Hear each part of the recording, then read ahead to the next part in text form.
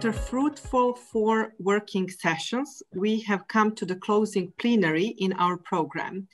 Without further ado, it is my great honor and pleasure to introduce our keynote speaker today for the closing plenary of the second European Policy Dialogue Forum, Mr. Juan Fernando Lopez Aguilar, Member of European Parliament and Chair of the Committee of Civil Liberties, Justice and Home Affairs in the European Parliament. Thank you very much, Mr. Lopez Aguilar, for your acceptance to join our forum today, and the floor is yours. Thank you so much. Good day to you all. I hope you get me right. Can you hear me? Yes. My pleasure. And I ask your forgiving understanding of the technical difficulties we used to endure whenever it comes to this way of communicating. But anyhow, I'm privileged and I'll do my best of the time available. First of all, I'm happy to be part of this gathering about an issue which is a real motivation, not only for me as chair of the Committee of Liberty, Justice and Home Affairs of the European Parliament, but surely for the vast majority of the members which are committed. The members of the Libre Committee do choose to be part of this most relevant committee in the European Parliament, the busiest committee in the European Parliament, the widest competence committee in the European Parliament, and the heaviest workload in the European Parliament, precisely because they are devoted to this field of action, to this range of issues, including migratory issues and integration of migration. Believe me that for the past years, we have taken very seriously the mandates that were incorporated in the Lisbon Treaty and the Charter of the European Fundamental Rights when they entered into force more than 10 years ago. They are in force. There is such thing as a European area of liberty, justice, and security. There is such thing as a mandate to build up a European migration policy and legislation, and to build up a European asylum policy and legislation for that matter too. But the point I'm making is that we have adopted not only a number of resolutions making the point about the importance of integrating migration, thus integration and inclusion as a component element of what we call a holistic approach, a comprehensive approach to both migration and asylum related matters, but also to legislate on the matter. Yes, the social dimension of migration is still in part the realm of the member states of the European Union, but there's a European range of action. There is a European scope. There is a European architecture through which migration and integration and inclusion of migration is an issue of European relevance. That is why we deem successful integration of migrants to be a part of the integral understanding of the cohesion of the European Union and its member states. The European Union is an aging society. It takes migration to regreen somehow the European demography. The European Union is having trouble to finance itself, to finance the public services, to finance the social pillar. It takes migrants to keep it on its feet. And integration and social inclusion of migrants, including refugees, is not only critical and essential to foster cohesion of our societies, the social fabrics of the member states of the European Union, but also a policy matter when it comes to understanding the integral territorial structure of some member states, in which regional entities and local entities are of the essence to secure integration and inclusion. In January 2020, the European Commission came with its new working program. We discussed it in the so-called structured dialogue under the label Promoting European Way of Life, which takes inclusion of migration, solidarity, equality, and fairness, the way to treat migrants. There is an action plan on integration and inclusion linked to the so-called new Pact on Migration and Asylum, which is currently underway, starting up the negotiations within the Committee of Liberty, Justice and Security. There's one point I would like to highlight. Commissioner Johansson, following the commitment that President von der Leyen made on her way to get the investiture vote before the European Parliament, stated clearly that she would come up by March 2020 with a new pact on migration and asylum, which would be integral and comprehensive. The point I wanted to share with you is that the reason for that new pact on migration and asylum to come is not to fill a legal vacuum, but because there is no such thing. There is no legal vacuum whatsoever. It is somehow to update the existing European legislation facing some of the inequities, unfairness, and even lack of compliance that the current legislation in place has shown so far. But we keep high the expectation that this new pact on migration and asylum will follow the lead of the Global Compact that was adopted in the United Nations General Assembly December 2018, and which was followed up 1 year later in the Geneva conference, in which there was a delegation of the European Parliament being part, of which I was a member. Actually, I chaired it as chair of the Libre Committee. The Commission is to adopt a comprehensive action plan on integration and inclusion 2021-2024. A new action plan on integration and inclusion to be presented by the end of this year, 2020, as part of a broader agenda to promote social inclusion and cohesion. It takes financial support. It takes cooperation with the regional and local entities. It takes a sight of all of the elements which are included: social inclusion, employment, education, health, culture, even sports, following extensive consultations in order to build up this holistic assessment of the situation. The Commission has proposed to improve the overall system, including ways to improve the cooperation within countries of origin and transit, besides the countries of destination, which are the European member states, and regional actors to be also involved, but ensuring effective procedures, successful integration of refugees and returns of those with no right to stay. The Commission is pretty concerned about the return dimension of those who are not entitled to stay. But by the same token, we, the European Parliament, we insist in social inclusion and integration of those who are entitled to stay.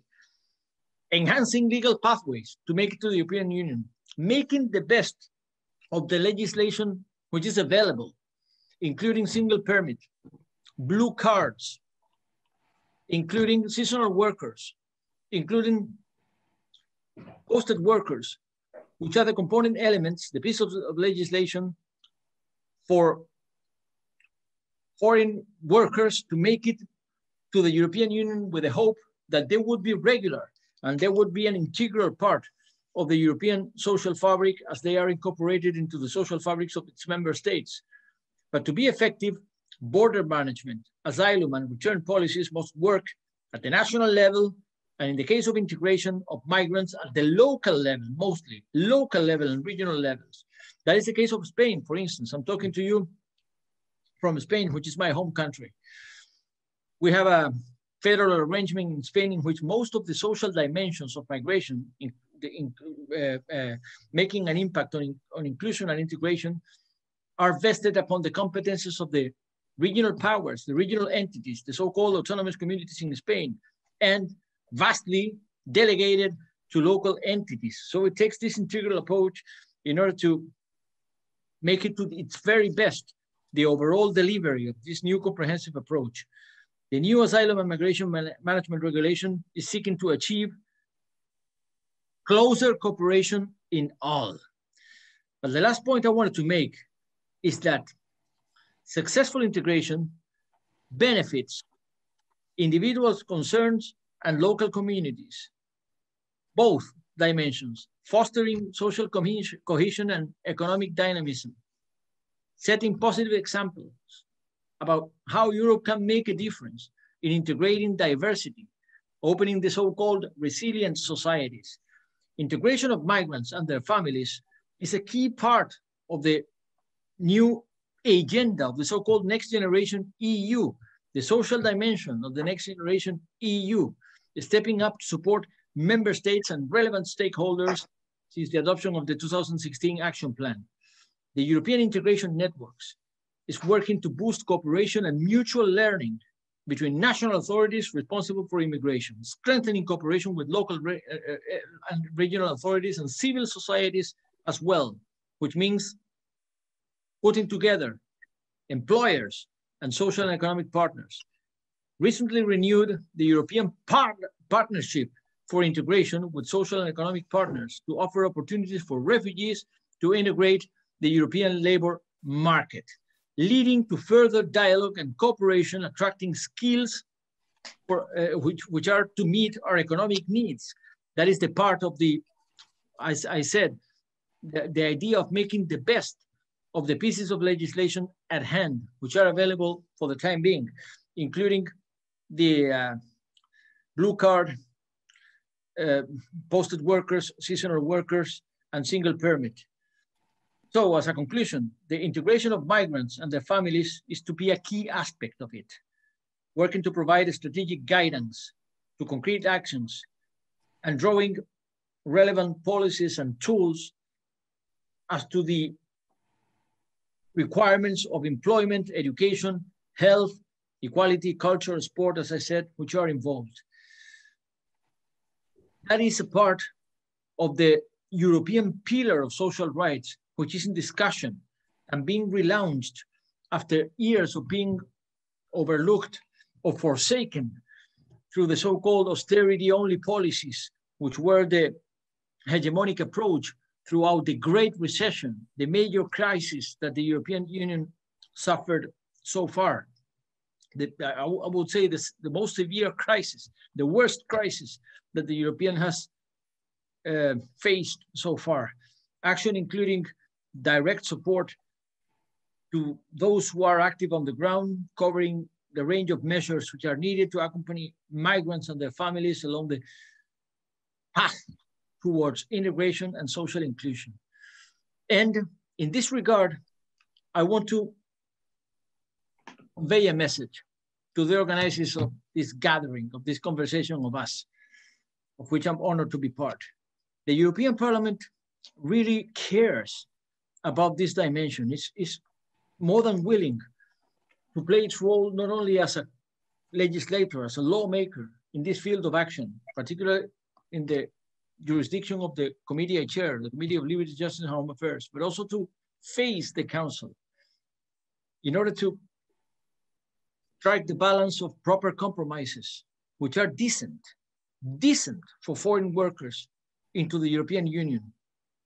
And for that reason, we have covered a calendar of hearings, which is a usual parliamentary practice to hear from stakeholders, NGOs, civil society, relevant actors, which are playing its role in this area, including cultural and religious communities, which make their point legitimately so to remind the European Union our duty to be at the stature of our legal framework, of our legislation when it comes to integrating diversity of migrants.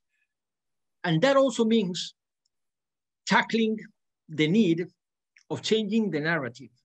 Mm-hmm. And that is the final point I wanted to share with you. I am personally convinced that maybe the most relevant challenge that we have to face is changing the narrative. The narrative that has dominated the landscape when it comes to aliens, foreign people, migrants, even asylum seekers, knocking on Europeans' doors, knocking on the European gateway with the hope or expectation to enter the European gateway has been predominantly and vastly negative. That means that migrants are somehow envisaged as a threat to European security or identity. That is a completely false narrative that has to be tackled seriously. We gotta change perspective.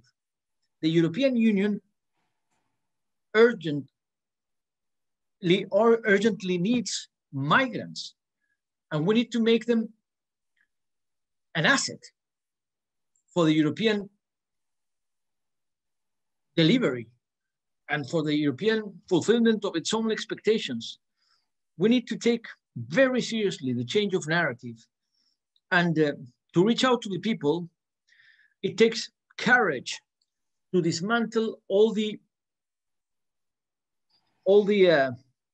lies, false assumptions, false abilities, fake news, which are hampering the proper understanding of the migratory dimension, and particularly of migrants knocking on European doors. There are many people who are incited to think that migrants may be a threat to them.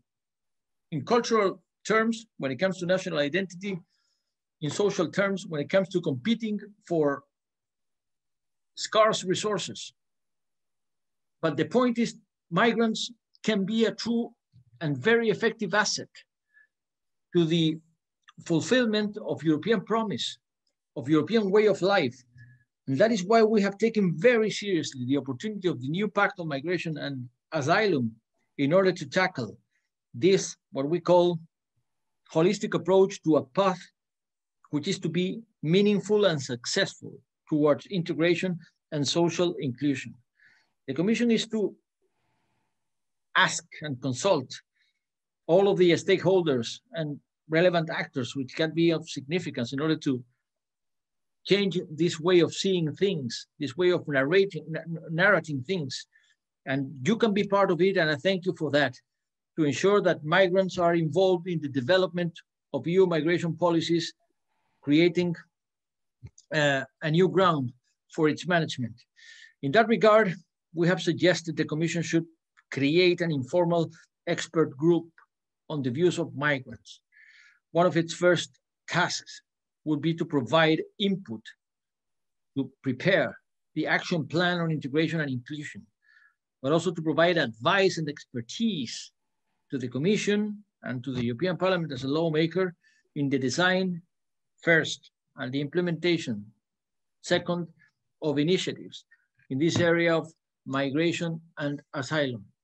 I commend you for the work you're carrying out, for the way you care about these issues, and I can tell you that you can count on the majority of the European Parliament in order to fight for this change of narrative. It won't be easy, because I'm sure you know that in coincidence with the lapse of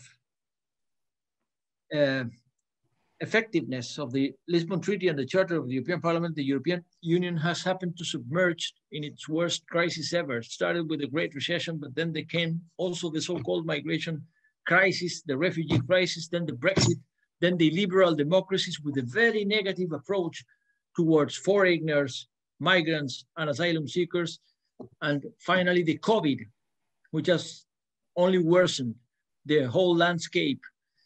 And as a consequence, anti-European and Europhobic trends have been on the rise, with a very negative approach towards migrants and asylum seekers. We gotta fight that negative trend. We gotta be courageous. We gotta be bold. We gotta stand up, not give in, not giving in, defending every inch of the European stature in order to face all of the challenges that we got ahead of us.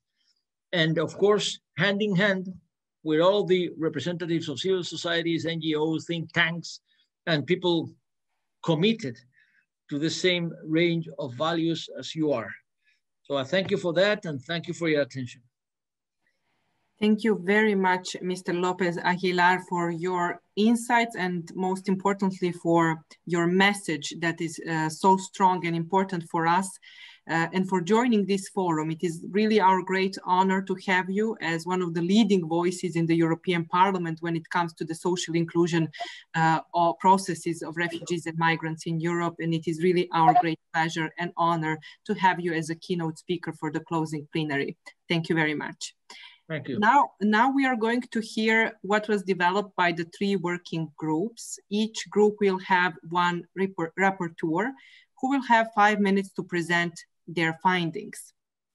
After that, we will have our distinguished speakers who will provide some comments and reactions to those presentations. This will be followed by the closing panel interventions by closing plenary speakers, and the closing session will be moderated by Professor Dr. Mohammed Abu Nimer, Senior Advisor at the International Dialogue Center, KAICIID. Now I would kindly ask presenters of the 3 working groups to prepare their brief interventions of 5 minutes. And after that, I will also give the floor to the Professor Mohammed Abu Nimer to continue the conversation on the closing panel. Alexandra, maybe let's allow Professor Mohammed Abu Nimer to take the floor. We're going to introduce them. Thank you. Thank you. Thank you, Alexandra. Thank you, Mr. Aguilar, for your passionate and strong message. I really appreciated your notes about re-greening Europe as well as reviving the economy as 2 points you made for breaking the false narrative for migration in Europe, but also made some really critical remarks on the previous policies, lack of policies in the European Union context, and you introduced the holistic approach, which I think give a very clear position and very clear role for the interreligious stakeholders in this context, and much appreciated the space. Hopefully, practically translated will be with the internal expert group that you mentioned at the end. Maybe a special part will be a special role or a special contribution can also take into consideration the role of religious either in the committee, the future committee, and the expert group. So thank you for that. Alexandra, I'm going to invite people to make this introduction. Obviously, what we're looking at here is really the whole 2 days are around one dimension we're dealing with, which is how can we bring the voice, the contribution, the role of religious communities in the European context in supporting, contributing to the efforts of policymakers in the inclusion of refugees, integration of refugees. How would that look like? What are the areas where we think there are gaps, and the religious community, through their diverse representation, can be in conversation, in dialogue, and in some ways making the case to the European policymakers on multiple levels about the need to consult, the need to connect with and listen to their narrative on the 3 issues: the social inclusion, the issue of the narrative. In many ways, these are the conversation we've been having for 2 days. So I hope we can focus on that in our conversation in the panel as well as in the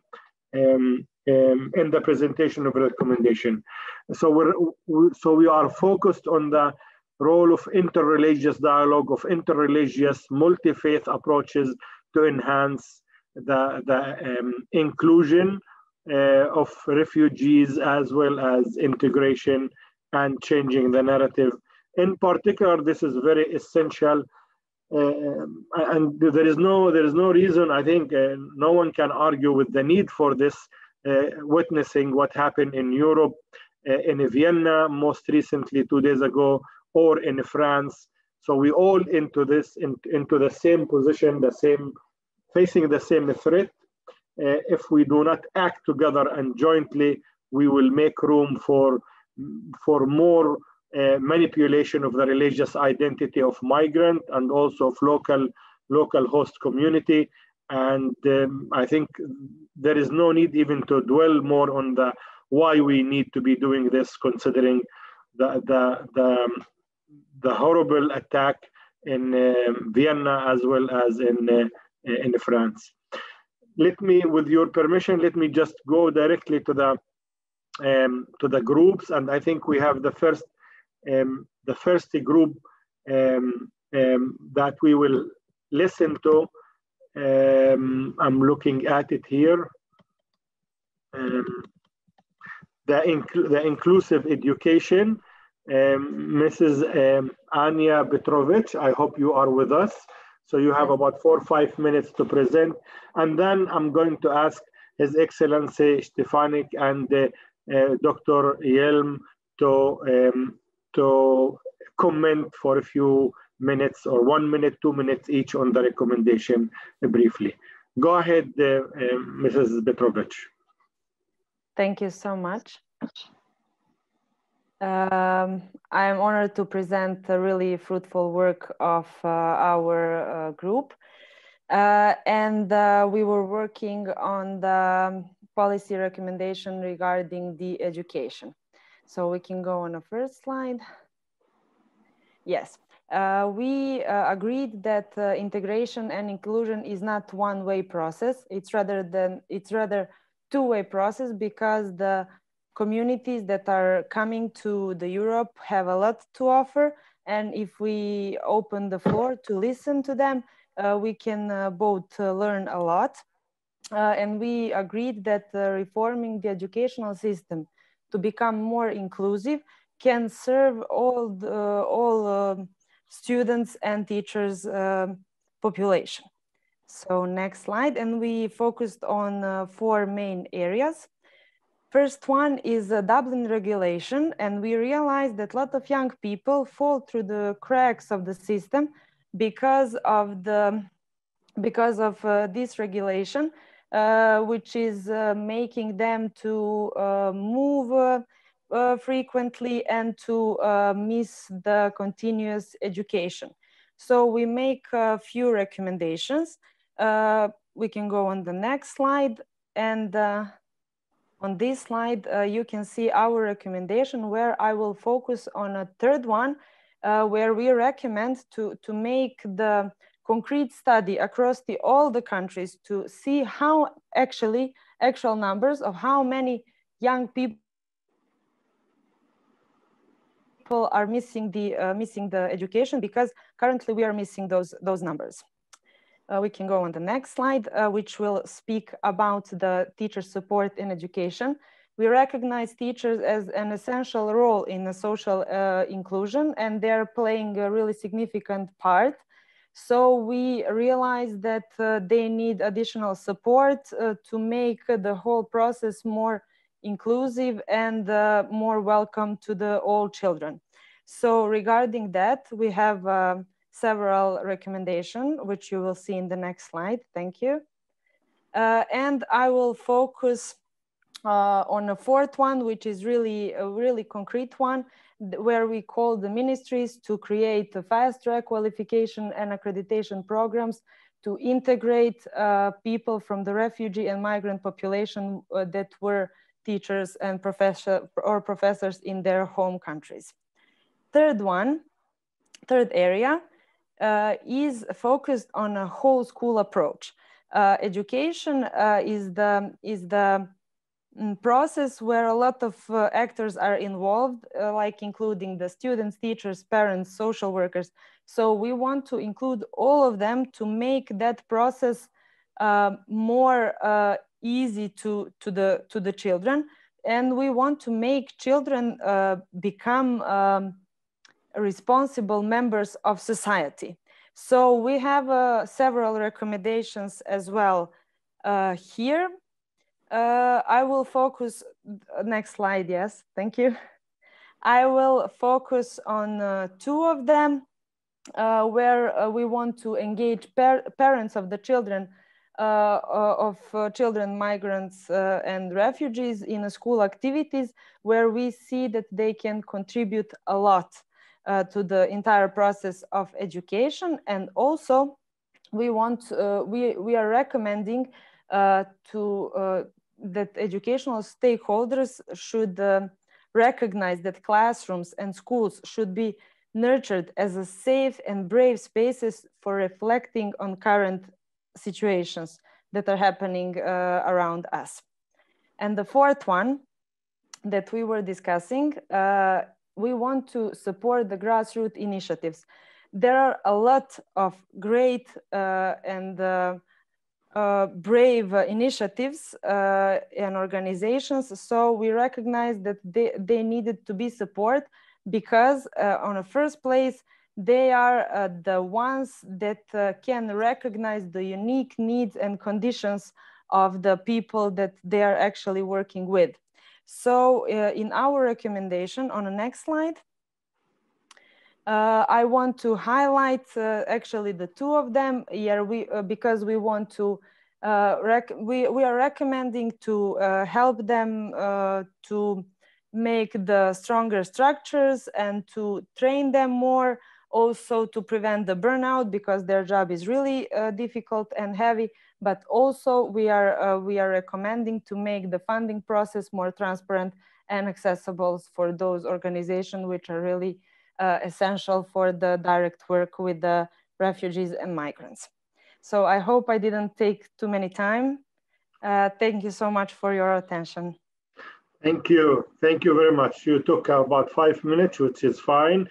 And if it's possible to post, if it's not too difficult to post the recommendation on the chat, I'm not sure if you were planning to do that, but if you can post them for people to review, that would be great.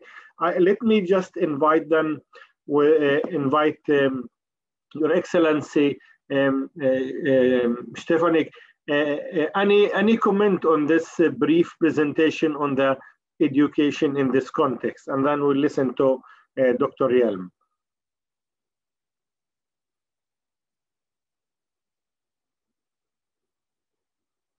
Thank you very much, Professor Bezigard from Strasbourg. I was listening with a great interest to the intervention by the chairman of LIBE, Juan Fernando Lopez Aguilar. I'm very happy that he was able to be with us, and also I was listening carefully to the presentation of a number of recommendations which were made by Anja Petrovic. Of course, it's difficult to go through them. I was seeing them for the first time now, and it will be very interesting to look at them in detail when we receive them in writing. But a number of points took my interest. As far as the Dublin transfers, that's an interesting comment, and I think this could be. And I'm very happy that Mr. Lopez Aguilar is with us, because that can be this can be included into the now process, considering the new EU pact on migration and asylum, because the part of this process is also the revision of the Dublin rules, Dublin Convention and regulations.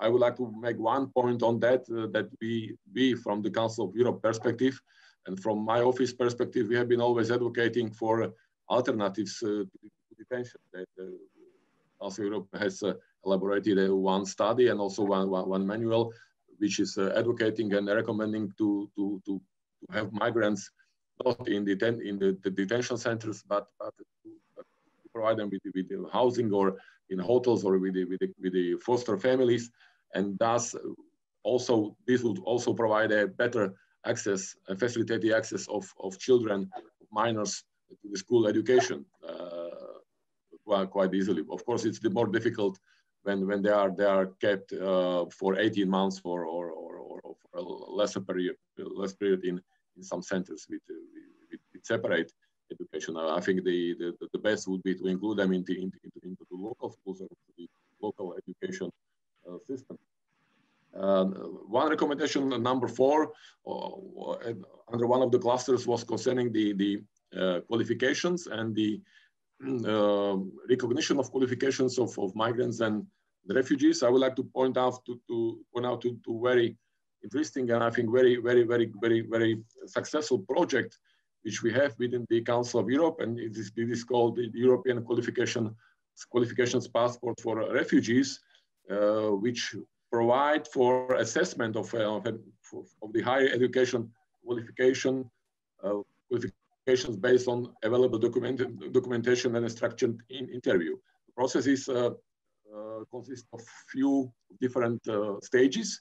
First stage is that it comprises a questionnaire, which is normally sent to the candidates, usually 3 weeks before the evaluation, with 2 weeks to fill it in, allowing to the evaluators 1 week to review the questionnaire, and then the refugees or migrants are called for an interview, after which there is decision taken whether the Council of Europe will issue this qualification passport or not.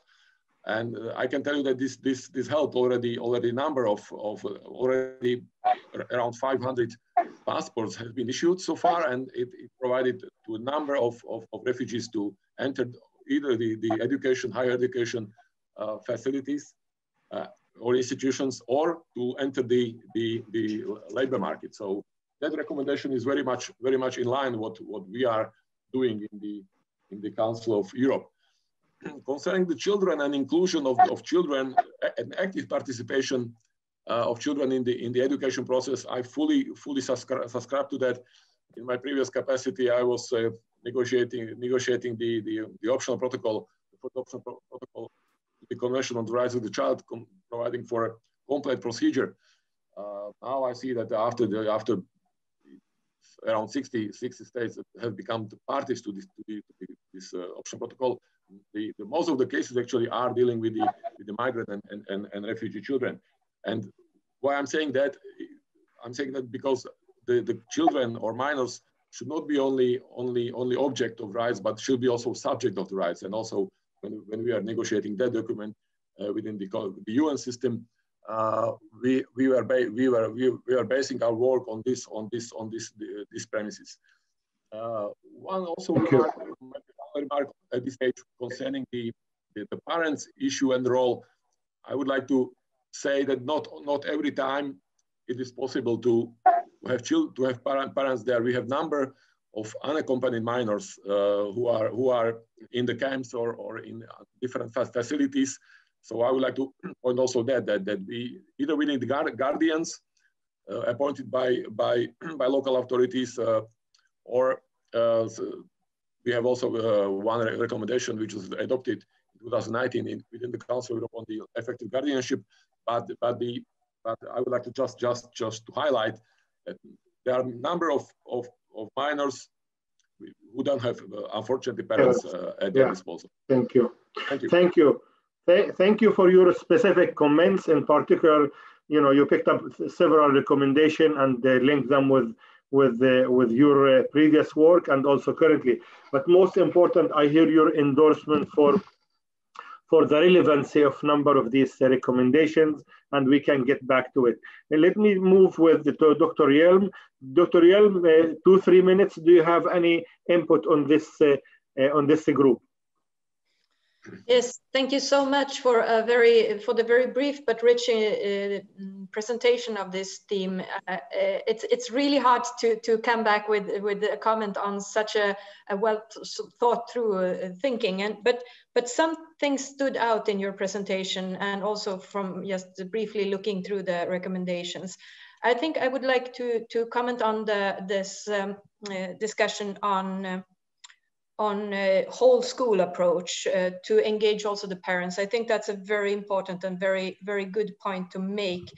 I do recognize the problematic part that not everyone, of course, not all children have a guardian or a parents that can join them for this, but in the cases where there are families held together, the inclusion of parents into the school system, I think, is very important also as a way of fostering democratic participation. It's a way to actually, maybe for the first time as an adult in a new community, actually enter into a discussion with other adults on how to solve problems collectively. So I think that's a very, very interesting point. I think that the study that you outline is also much needed. I do hope we get that one through, because I think that would be of great help for many faith-based organizations working with children on the move. And I'm sure that UNICEF, who are now also kind of getting to grips with this question in Europe would be much interested in joining in that and taking part in that. I think also something that might be included, a thought that might be included, is that throughout Europe, we have this system of Erasmus and exchange within the schooling system, where we see exchange for students as a very crucial way, part of their education.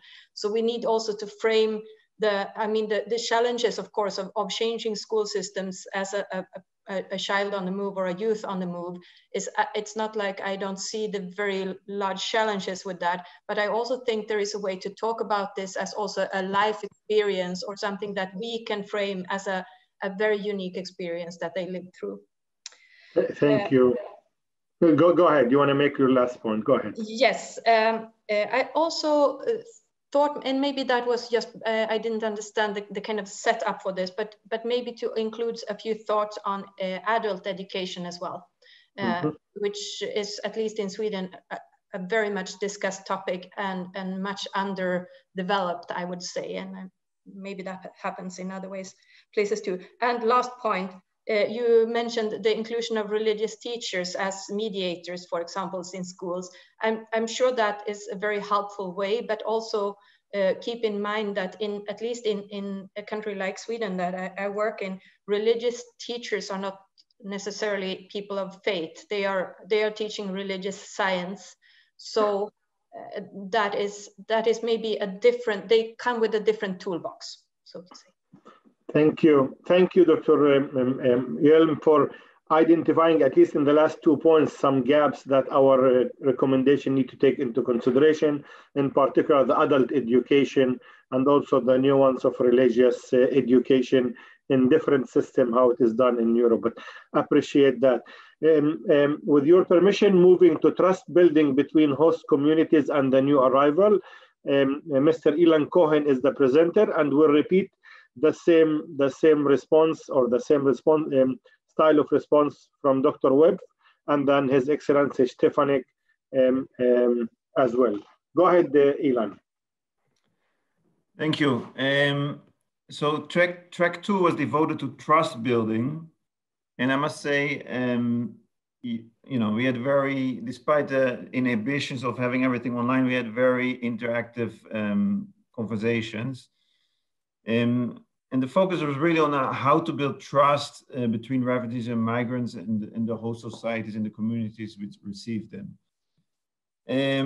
So we touched upon a wide range of issues, including workplace discrimination, the need for faith-based learning tools, resources for faith communities to promote a concept of welcoming refugees within their communities and externally, as well as the relative absence for spaces to meet between different communities, both in a structured way as well as more spontaneously. So out of all these issues, we look more closely on 2 particular issues, one focusing more on the legal aspects, legal aid, and the other one focusing more on strengthening cross-sectoral relationships. So starting with the first one on family reunion and family-based care, it really concerns the predicament of refugees when they arrive in Europe, and the whole migration flow from the country of origin, transit, and destination, and the family being split up in many cases as a result. This can be in one scenario when unaccompanied minors travel by themselves without adult supervision, but it can also be, for example, that families are being split up due to, for example, the asylum process and the bureaucracies involved. So many refugees really face a situation in which they are forced to settle or apply for asylum in countries where their families are not located. And this has all kinds of unwelcome consequences. So we are recommending, therefore, the strengthening of family unification mechanisms, as well as the provision of family-based care for children in need through legal aid, and also for the involvement of civil society generally, but also faith community in this process. So how can change come about? We noted a number of points here. first linking up of various actors, stakeholders at the very early stages of the asylum process upon the reception of the asylum seeker within Europe. The need for injection of funds, secondly, to support legal aid, especially in those locations where legal aid is absent or lacking. There were some suggestions, for example, to have a commitment from faith communities for matching funding between state authorities and faith communities, or perhaps for faith communities to pool resources for a common legal aid fund. 3, the extension of existing mechanisms to include faith communities so that they use their respective networks to help with family unification. This is both within Europe, but of course also in countries of origin, and in different parts of the European Union. Sponsor refugees through complementary pathways, so the active involvement of faith communities, other civil society groups in resettlement integration, but also alternative or complementary pathways, and how to create welcoming communities for refugees and migrants. And we find that the interfaith partnership can add a lot of symbolic value to those efforts. Then fourthly, we need to invest in research on mechanisms that work and the needs in different contexts and countries. And fifth, advocacy to faith communities to be part of these processes, as well as advocacy to governments to bring the faith communities into the process. So we recognize that there are obstacles both within our communities, but also externally, and trust needs to be built between our respective communities and state authorities. Very shortly in our recommendation, therefore, is really to activate statutory legal aid very quickly in the beginning of the asylum process, as well as build up capacity to support asylum seekers within faith communities through the measures that I mentioned. Very quickly, the second proposal deals with the recognition that cross-sectoral partnerships are really essential for the effective welcoming and integration of refugees in our societies. And COVID-19 and the public health crisis has created many both challenges and opportunities, I would say. Challenges for refugees themselves, of course, first and foremost, in terms of the disruption of employment, the slowing down or even temporary disruption altogether of asylum procedures. But it has also prompted new forms of cooperation at the local level. And our group members mentioned many such instances of cross-sectoral collaboration and consultation that had not taken place before and have a lot of potential to make them sustainable and to be duplicated and applied to the integration of refugees and the creation and the promotion of welcoming communities. Of course, there was also a trigger in including faith community representatives in this discussion, because in order to have a wholesome, effective approach to COVID-19, decision makers, governments, local authorities really needed also the inclusion of faith communities, in terms of how to manage places of worship and all of that. And, but however you turn it, these initial discussions, some of them had a lot of good in them, and they can be applied to different circumstances. So we then identified a number of challenges that should be addressed through this proposal. One, first of all, some of these very productive and effective practices and relationships established during COVID-19 crisis may fall away once the pandemic subsides, if no action is taken to preserve them. Secondly, a holistic approach is really needed to adequately create a welcoming society. And we need the inclusion of faith communities and organizations to make sure that,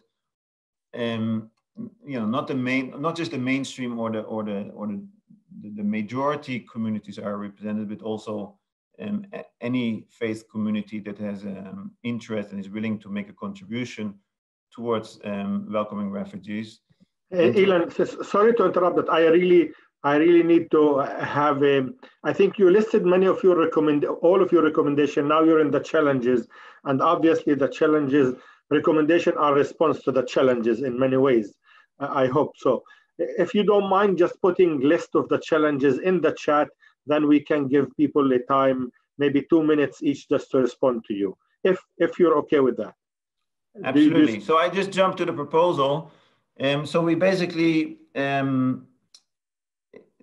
proposal doesn't necessarily deal with the actual trust building at the local level between communities, but more at the structure. So we propose to thoroughly examine consultation structures, the practices and the spaces for dialogue which emerged during COVID-19 crisis, and take steps to preserve those which are productive, enabling them to become sustainable and gain the support they need, using them for inclusive consultations on new topics, such as promoting the welcoming of refugees. That's the primary proposal you have. Correct. Excellent. So it's really identifying the existing mechanism for conversation dialogue on these issues and trying to make it sustainable, nurture it, and make it more effective. Yeah, if I just may note perhaps 2 notes of caution from our group members. One relates that these collaborative models are very context specific, so not all models work in different countries. And secondly, many of our community's involvement in the COVID-19 crisis was really triggered by the sense of crisis and the inability sometimes for local authorities to supply and provide services. These, not all circumstances are making these interventions sustainable are desirable. Okay, thank you. Thank you again, Ilan. I know it's short time, but I think we got the bulk of the recommendation from you.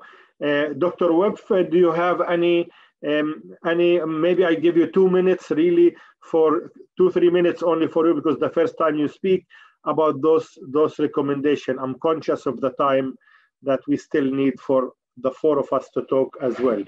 Go ahead. Thank you, Professor. As a Swiss, I'm aware what 2 minutes are. So I have a first general observation. Thank you for this very rich list of inspiring recommendations. The main focus of this webinar is social inclusion of refugees and migrants through interreligious and intercultural dialogue. To be honest and to be short, I didn't find a lot about interreligious dialogue, as I am the representative of the most representative European network of interreligious dialogue, Religions for Peace.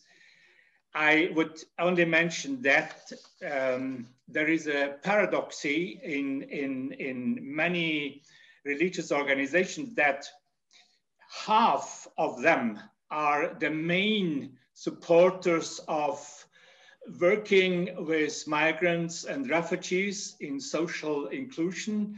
They are a very great enrichment of many communities, but in the same communities, another half, or hopefully less, are the main reluctant in welcoming refugees, because there is, as you know, there is also a silent fear of what happens and what will change in our European societies. And I think we have to be honest and we have to listen to both, to be advocates not only for refugees and migrants, I am personally, but also for the host communities, for people in the host communities being a bit overwhelmed by the changing societies. And that's my last point in my first intervention. I think religious organizations, communities should be more challenged to bring their support, also supporting the political authorities in making the way of social inclusion of the refugees and migrants. Because in many communities, migrants and refugees are on the same level members of the communities, and we learned to be on the same level and to work together. That's my first intervention. Thank you. Thank you, Dr. Webb, for your two major points and for identifying the internal challenge within the religious community in pursuing this, especially in the context of trust building between host community and new arrival. I think your point is well taken there. And I think you're recommending for our group to go back to the recommendation and make them more specific and related to the theme of interreligious dialogue and the role of that. Thank you for that specific recommendation or suggestion. Your Excellency, Stefanik, can you do the 2 minutes in the Swiss style?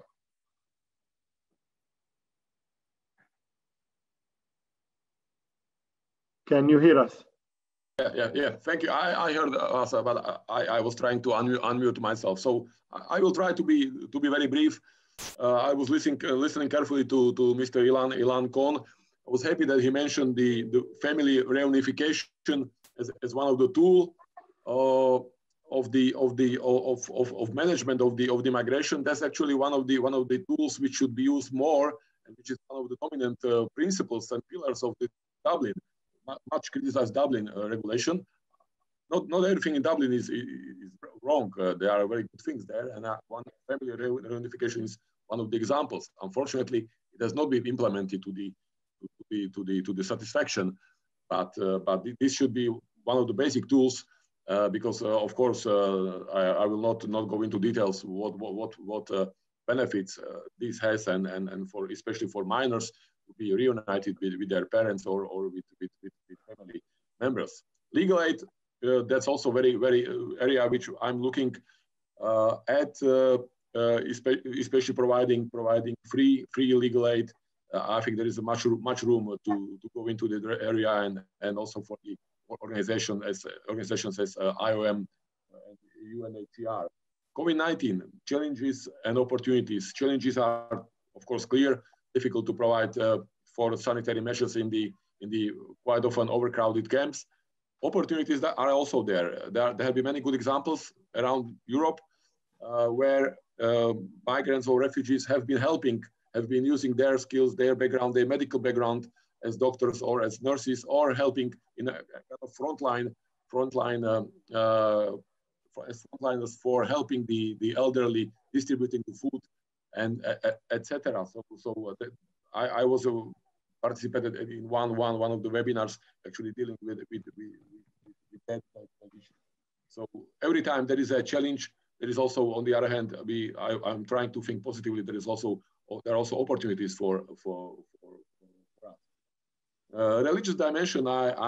This is also a topic quite close to my heart, because we used to have in the Council of Europe the exchanges on the religious dimension of intercultural dialogue, and I think some participants, which I saw on the list, were participating in that, and I was chairing one of these exchanges in 2014 in Baku. I was 3 years in Bosnia and Herzegovina, where religious communities and religious leaders have very important role to play. I would like to also point out to confidence building measures. There are a number of projects and within that area, and I've been witnessing very nice projects where at one table religious leaders from Islamic community, Orthodox Church, and Catholic Church were sitting around the table and providing a common message, kind of common human message to the followers, or even to the atheists or people who are not believers. And of course, they can very much help with migrants and refugees, and to identify their needs and to identify their cultural background and to help them to integrate into the society. Thank you. Thank you. And Your Excellency, will come back to this specific maybe example when we ask you about your reviews about the role of religious leader in this migration context in Europe. Thank you. It's maybe the time now to move to Mrs. Basma Douhi to give us a brief presentation about changing narratives concerning the migrants and the recommendation that you have. Go ahead, Mrs. Basma Douhi. Thank you so much. Hello, everybody. It's my pleasure. It's my pleasure to present our very interesting and enriching discussions of our group under the title of Reshaping Narratives of Migration. We have discussed the challenges and the opportunities, and we have decided after a very fruitful discussion that we have mainly three challenges and opportunities under the narratives on migration. The first one is the social and political narrative on migration in Europe is not balanced, unfortunately. So we do have a lack of mutual understanding and awareness about the social and political narrative and about also the issue of migration. The media and the society also, unfortunately, are very polarized, and they are not balanced in addressing and in also discussing the issues of migration. We said that COVID-19, the pandemic itself, it was and it is actually a challenge for social cohesion between the host societies and the migrants and the refugees, but also it offered really a very rewarding opportunity to reflect and to shift the negative narratives to positive narratives about the contribution of the refugees and migrants to the host communities and to the host societies, shifting also the lens of vulnerability and the burden into the lens of contribution, acting as a frontliners and acting as the main supporters or one of the main supporters to communities, and at the same time reflecting also the very important lens of resilience and how we can learn from diverse society about the topic of resilience itself. And the third one was the lack of knowledge about the complex nature of the global migration processes from the host societies and about the people, the concerned people, the reasons, the challenges and all the related information in order to build really a kind of positive narratives or even a kind of understanding to build on that knowledge. So it was really a big gap, and at the same time, maybe also an opportunity to look further about how we increase that kind of knowledge. So out of these challenges and opportunities, we have discussed solutions and recommendations that we find might be very interesting to explore more. We had three main titles or three main recommendations, and under each recommendation, we had certain kind of concrete action that we might have in order to discuss or to implement. The first one is including the voices of refugees and migrants. We said that it's very important to include the refugees and migrant voices in the events, in the conferences that deal with the people on the move, so they can share their perspectives, their unique experiences, their unique personal stories and community stories, collective and personal stories, and make sure that at the policy-making level as well, all important cultural and religious events, including also migration events like International Refugee Week, International Migration Week or Day, and very relevant events and days are included in the local calendar and are celebrated mutually between the host societies and the host communities. So refugees can explain more about themselves and about their migration pathway and processes. Second, which was one of the main also solutions and recommendations, the role and use of language and vocabulary in our communication. And we said really that there is a big need and a big gap. We should also focus into feeding the language of the alternative narratives and the positive narratives, and to encourage the critical thinking into formal education through curriculum development from a secondary level. We said that really people, in order to challenge and to change the negative narratives, it's very important to have critical thinking, encourage students and encourage community to reflect, to raise awareness about their own assumptions and judgments, and to try to ask questions and to explore options and alternative narratives and alternatives, also stories. This is number two. So the language and the vocabulary is essential, very essential in communication. The last one was creating new opportunities for narratives, creating new opportunities for personal stories, for community stories, both for host community and also for the migrant communities or refugees.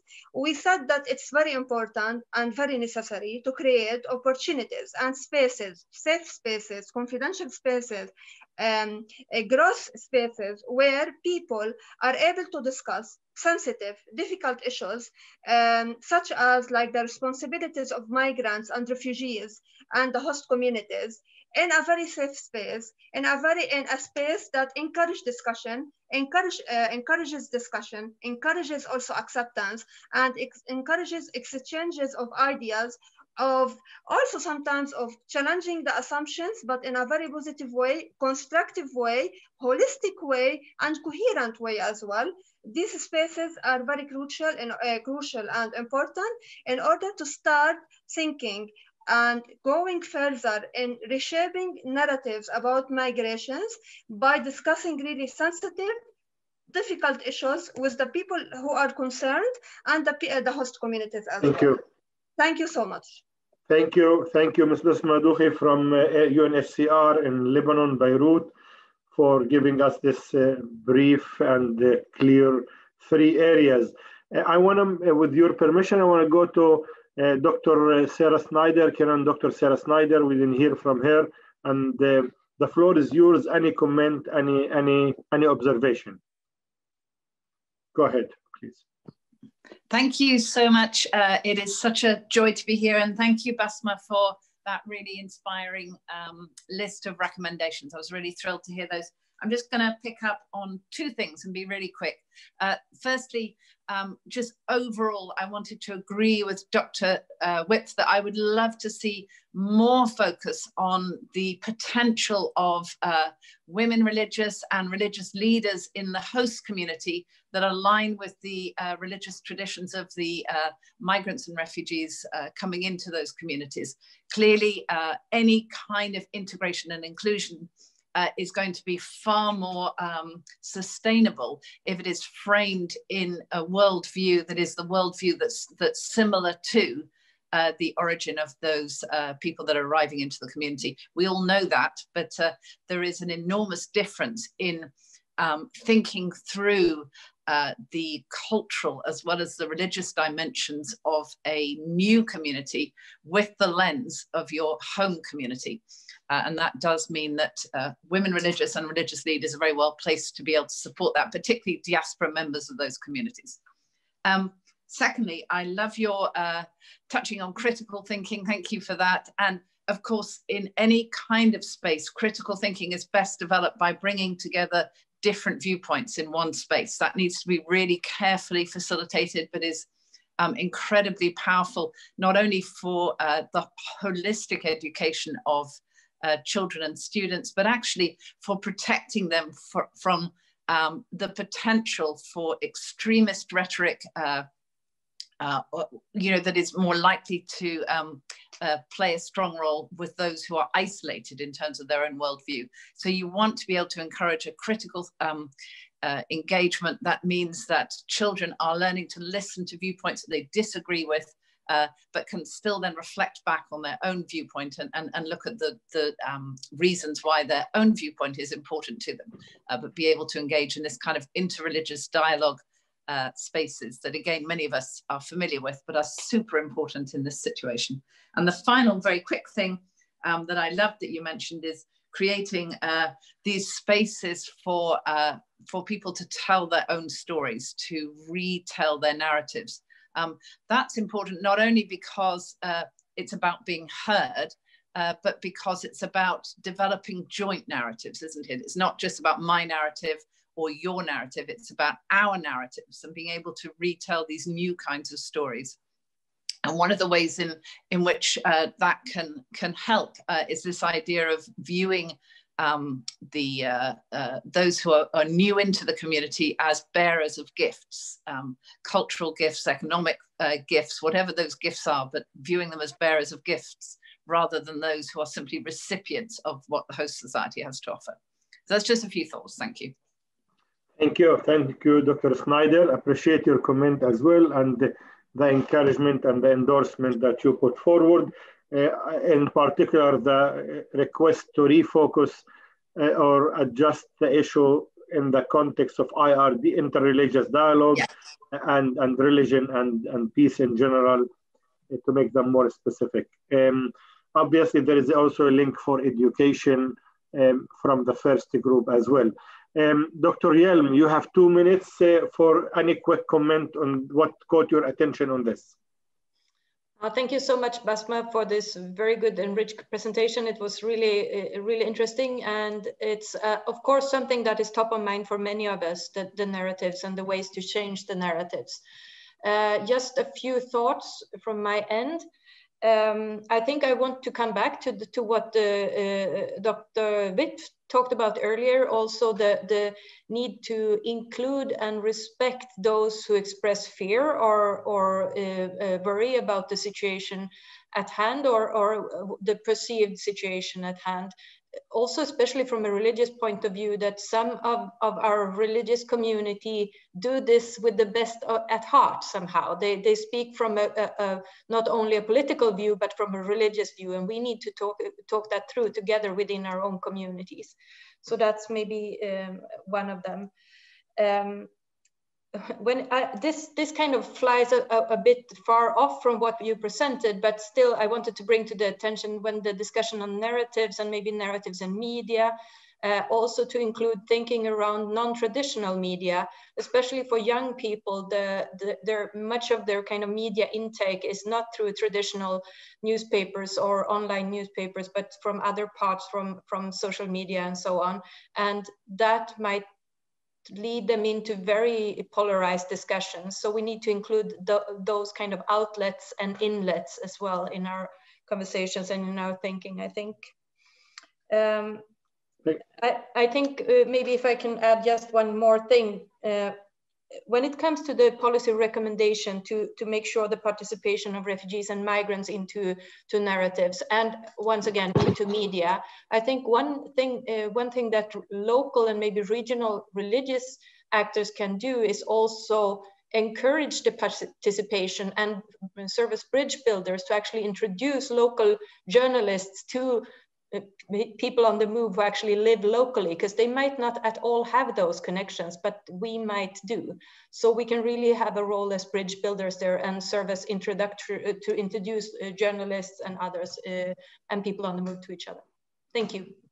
Thank you, Dr. Yelm, in particular for the trying to suggest the bridging component to be existing in those three core recommendation, and also for mentioning the formal, informal media for the third recommendation as well. I think it's a well noted observation. Thank you all. Thank you for the presenters and for the work that you have done in the last 2 days. Clearly, much appreciated, and I think on target. And I am sure our team will continue and revise and be in touch with you as well to make sure those are refined and specific to the different themes.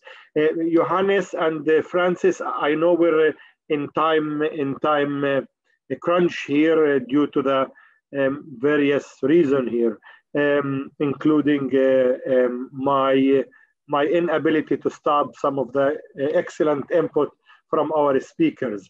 Can I invite you to open the discussion or to invite the participants to put their input in the chat as well? And Francis, if you can feed some of the question to me, that will be also good. I don't think we're gonna have 20 to 30 minutes discussion with the participants. Allow me just to take one question and pose it to each of the panelists that we have, and I hope we all can take maybe, maximum 2 minutes in response to that. And these are themes that you already have mentioned. That I want to start with the first question, actually, to Dr. Snyder. We've heard her from last one. Maybe I can go back to you. The question really, what can the policy recommendation, the second question, what would be, in your review, the most crucial role for religious leaders in order to make sure those recommendations get to the policymaker? And the same question I'm going to put to Reverend Wempf, because that's in many ways your area as well. Go ahead, Sarah. Thank you for the question. I would really encourage multi-religious collaboration between two or more different religious traditions in the host country, because that tends to get a better hearing at policymaker level than if it is one organization, often for all the same prejudices that that exist. That one single faith community has got a proselytizing aspect to them, or is in some way engaging for different reasons than the humanitarian reason. So I would encourage, two or more faith organizations, FBOs, to partner and to be able to demonstrate the way in which they are jointly getting engaged in, whether it's education or healthcare or social support or whatever it is, and to be able to put their voice to the tables as a multi-religious collaboration. Thank you. That's the important one. Dr. Wempf, do you have any more input on this question of role of religious community in European context in bringing these specific recommendations into the policy making?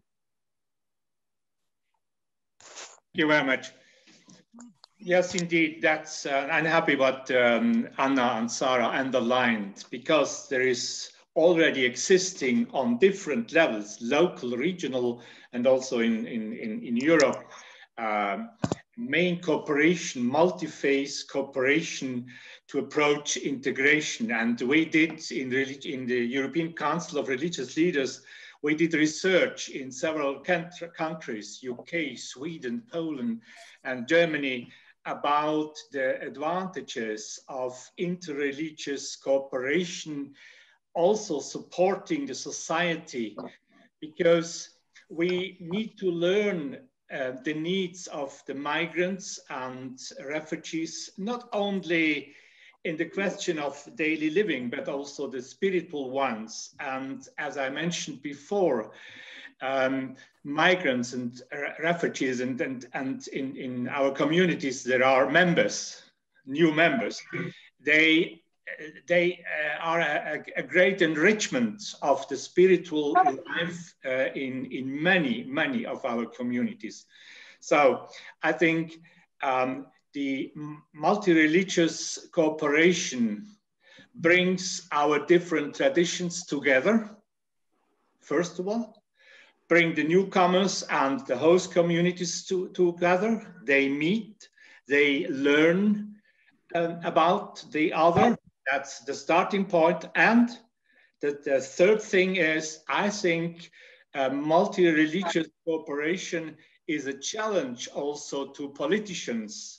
We have to go to communicate with the political responsibilities, what we think should we do in a society for this inclusion, social inclusion.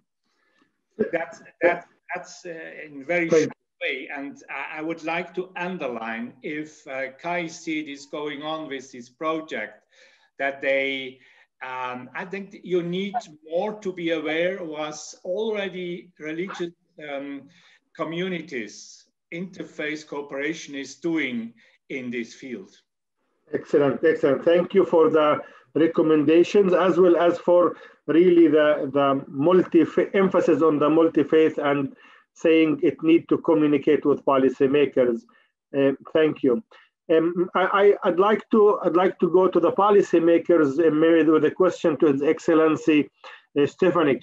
in your view, what can policymakers do at this point in order to engage, listen, get the input from the religious leader? We've heard Dr.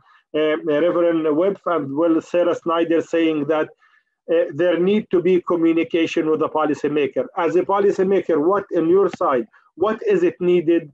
What can be done from your part as well as from the religious community on these issues on the three areas? Yeah, of course we have to speak to each other and listen to each other. We have advantage in the Council of Europe that our system is on one hand it's very big and fragmented, but it comprises all levels of policymakers. We have the executive powers, executive ministers. In the Committee of Ministers, we have the Parliamentary Assembly of the Council of Europe, comprising parliamentarians from 47 member states, and we have also an organ called Congress of Local and Regional Authorities, which is comprising mayors, municipalities, regions, and we also representatives there. So we have people who are actually working with all those segments, and in the secretariat is basically in one building, and the next building is the court. I was referring to this exchange of religious dimension of intercultural dialogue, where I have very good experience having around the table representatives of various churches, various religious communities, but also agnostics, also I remember atheistic organization participating, because one size does not fit all. I would say in this case, you need to see what country you are. Of course, I'm based in France now, in Strasbourg. France is having the principle of laïcité, so we would not be maybe that we will not be maybe that open to religions directly to communicate. I don't know, but it depends. It depends from country to country. I believe in a very positive role which especially religious leaders can play. Again, I'm coming back to my experience with Bosnia and Herzegovina, where religious leaders can very much contribute to the reconciliation process, and of course can very much contribute to the inclusion and integration of their respective members of their respective church or religious communities. Thank you. So, I mean, going through the different policy levels from the European Union and emphasizing the contextualization and the need to adapt the processes and the engagement to the context is an important suggestion. I'll go to Dr. Yelm here with the last question of, from your observation here, what would be the most urgent thing, or not urgent, the most first step that for this group to communicate their messages through religious leaders and policymakers? What can you suggest here? And I'm not treating you as a policymaker, and I'm not treating you as a religious leader. I'm saying somebody from outside. What would be your recommendation for the next step? Well, that's an almost impossible question. If anything, I think these 2 days have really showed us that this is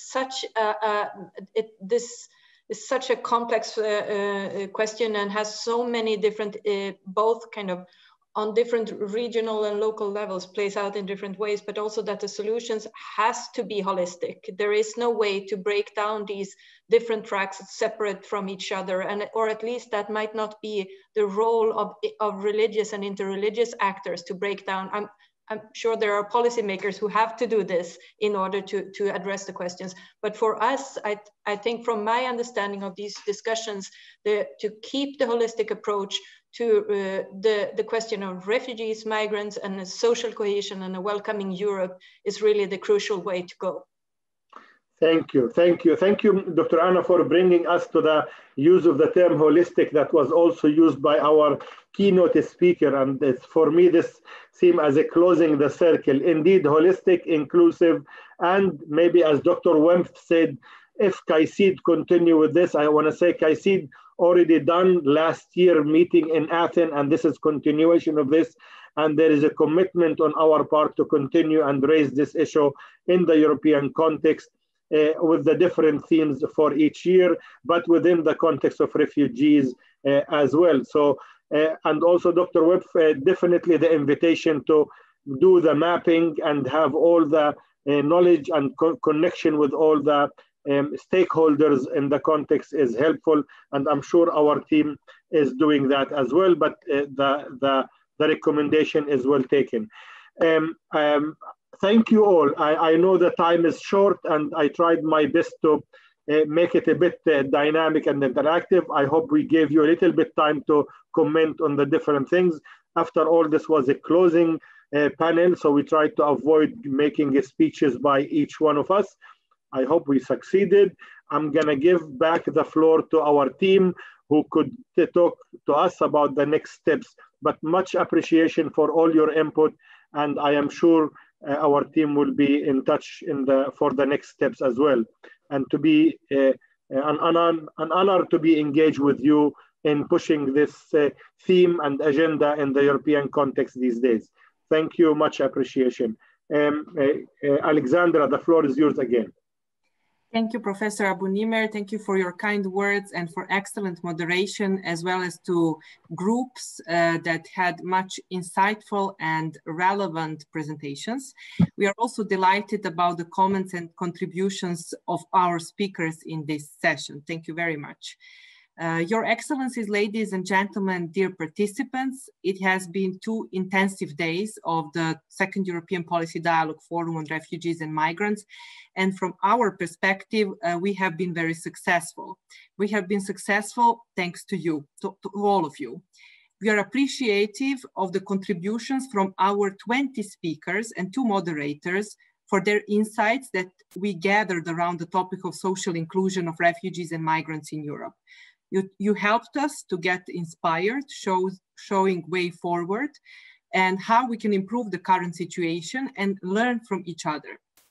Of particular importance was, of course, the process in the 3 tracks: inclusive education, trust building, and changing the narrative of migration.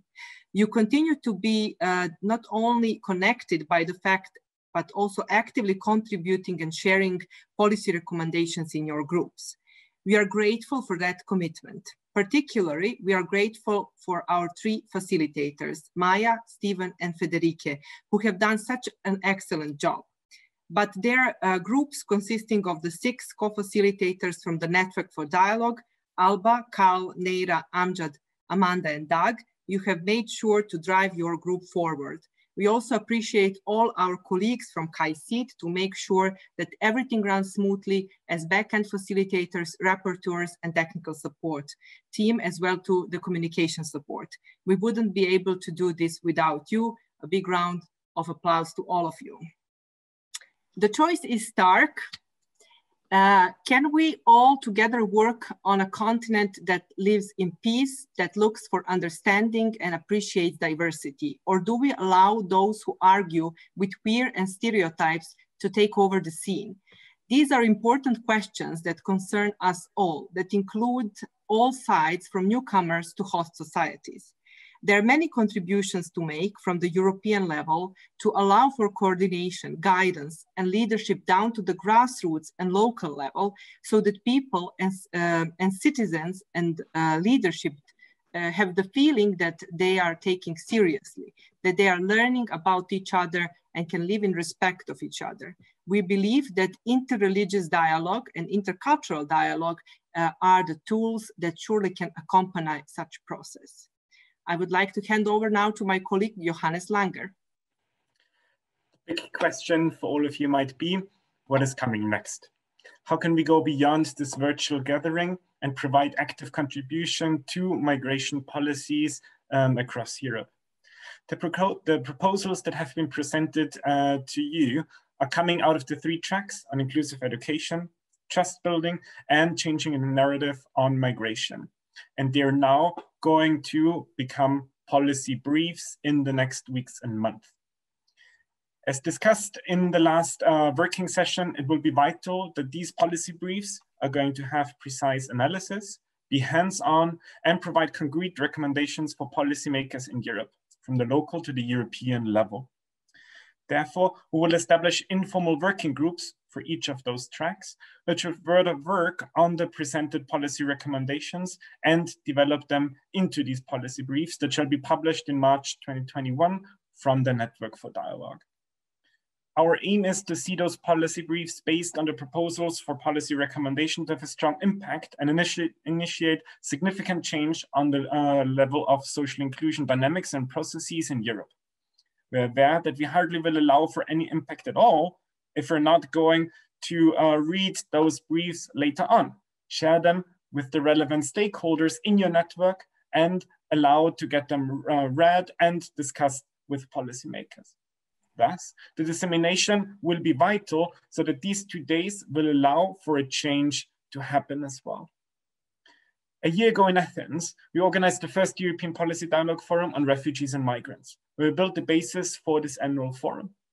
We have now taken a next step, developing policy recommendations as a basis for policy briefs and further advocacy by the Network for Dialogue. Next year, we want to go even a step further for the third European Policy Dialogue Forum on Refugees and Migrants that we want to organize, as long as COVID is going to allow for that, in Slovenia during the EU presidency in the autumn of 2021. In Slovenia, we hope to further expand the scope of the Policy Dialogue Forum. We want to review what has been achieved with the results of the last 2 days and allow for further steps and discussions in the area of social inclusion of refugees and migrants. And we hope that we can count on the support from all of you in this process. Finally, many thanks to everyone for believing in this forum. We are grateful for the support of the German Foreign Ministry, as well as the European Commission representation in Germany that we have received behind the scenes, all the support that they provided. It is indeed a pity that we couldn't be in Bonn as foreseen, but nonetheless, we are grateful that German policymakers or policymakers based in Germany have joined us as well. We want to applaud the management of KAICIID as well for working on the area of social inclusion, as it is an area where not enough measures are taken in general in the European context. And we particularly want to underline again the support of Metropolitan Emmanuel, who spoke earlier this morning, who is such a strong supporter of the refugee program at KAICIID as well. Thank you. Thank you all, much appreciated. Just a final word, Professor. In the end, I would just like to emphasize that the title of this year's forum, Contributing to the Social Inclusion of Refugees and Migrants in Europe through Interreligious and Intercultural Dialogue, reminds us that we have a commitment in front of us to put in front the action from these recommendations that we have developed and make them more tangible. Thus, our intention is that the European Policy Dialogue Forum can serve as a platform where we can all feel that challenges can be transformed into opportunities, where joint action can make change visible, and where partnerships between policymakers, religious leaders, faith, and civil society can be developed further and strengthened. Thank you very much. We hope that the European Policy Dialogue Forum is and will continue to be a dialogical space for gathering diverse group of participants and for developing policy recommendations. Thank you very much.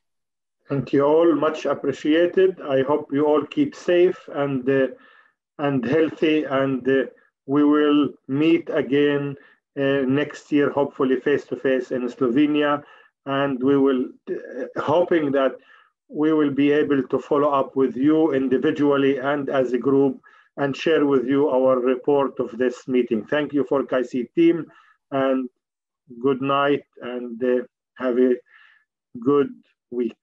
Thank you again on behalf of everyone.